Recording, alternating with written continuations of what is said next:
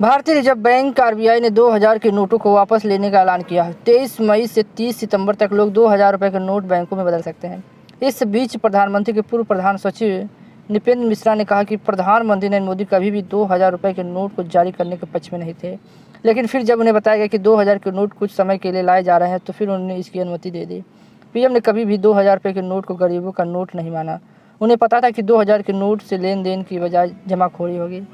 2000 का नोट वापस लेने की घोषणा के बाद नोटबंदी की चर्चा एक बार फिर से होने लगी। साल 2016 में हुई नोटबंदी के दौरान पुराने 500 और 1000 रुपये के नोट बंद कर दिए गए थे और जिसकी जगह नए 500 और 2000 के नोट लाए गए थे।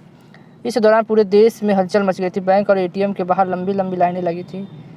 अब जब आरबीआई ने 2000 रुपये के नोट को बंद करने को कहा तो एक बार फिर से वही स्थिति बनती नजर आ रही है। नृपेंद्र मिश्रा ने बताया पूरा प्लान। नृपेंद्र मिश्रा ने कहा कि जब मैं प्रधानमंत्री कार्यालय में बतौर प्रधान सचिव के पद पर कार्यरत था तब डिमोनेटाइजेशन का निर्णय लिया गया।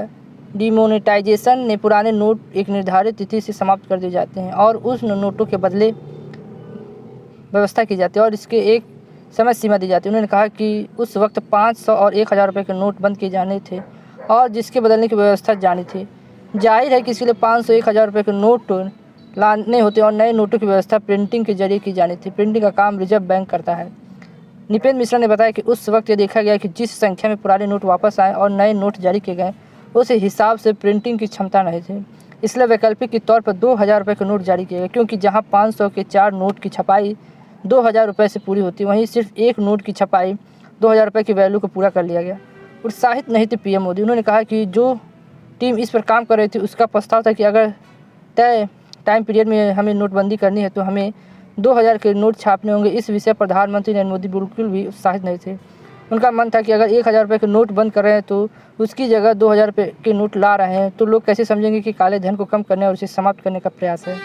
क्योंकि एक बड़े नोट के आने से लोगों के पास इसे जमा करना आसान हो जाएगा, इसलिए वह इस पर सहमत नहीं थे। लेकिन जब उनके सामने करेंसी छापने वाली कंपनियों की क्षमता बताई गई तो प्रधानमंत्री नहीं चाहते थे कि नोटों को बाहर से छपवा कर लाया जाए, इसलिए एक ही विकल्प बचा था कि सीमित अवधि में 2000 रुपये के नोट छापने की होगी। स्थिति को समझते हुए प्रधानमंत्री ने 2000 रुपये के नोट को जारी करने की मंजूरी दे दी थी। 2000 के नोट को गरीबों का नोट नहीं समझते थे पीएम। पूर्व प्रधान सचिव ने कहा कि पीएम मोदी ने मन में यह बात साफ की थी, उचित समय पर 2000 रुपये के नोट वापस ले लिए जाएंगे। इसके लिए उनके मन बिल्कुल भी संदेह नहीं था, इसलिए 2018 के बाद 2000 रुपये के नोट नहीं छापे गए। पीएम मोदी के विचारों से हमेशा झलका कि वो 2000 रुपये के नोट को गरीबों का नोट नहीं समझते थे। 30 सितंबर तक बदल ले जाएंगे 2000 रुपये के नोट। आपको क्या लगता है, नोट बदलकर भ्रष्टाचार और आतंकवाद को खत्म किया जा सकता है? तो अपना कमेंट करके जरूर बताएं। इसके लिए बस इतना। जय हिंद, जय भारत।